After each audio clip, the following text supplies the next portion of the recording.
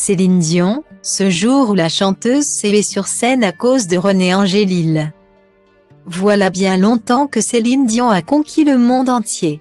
La diva qui déchaîne les passions depuis les années 1980 a néanmoins connu un moment de solitude sur scène aux prémices de sa carrière.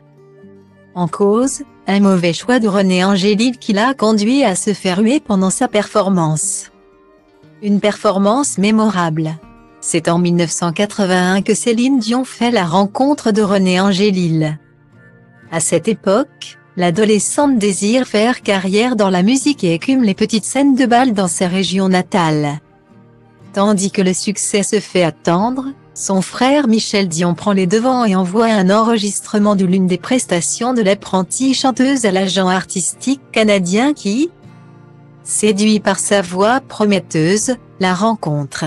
Une star est née.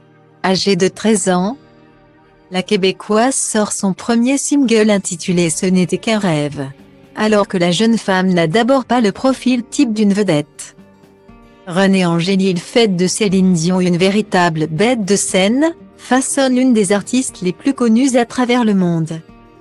Leur étroite collaboration en studio donne lieu à une idylle à la ville débutée en 1988.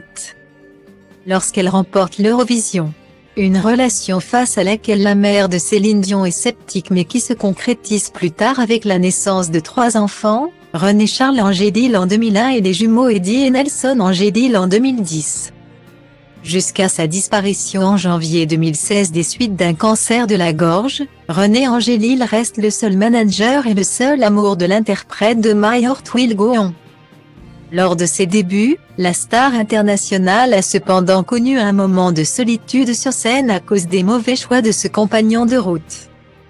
En 1988, celle qui déchaînera bientôt les passions se produit à Toronto pour la Saint-Jean-Baptiste, la fête nationale du Québec.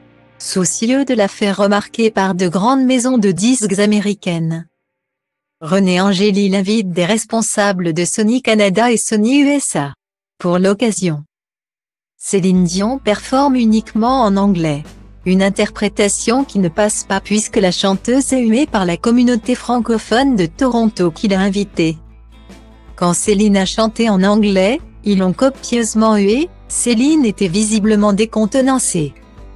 Écrit Georges Hébert-Germain dans la biographie officielle de la diva. Elle a ensuite dû jeter des sorts pour que le public l'aime encore.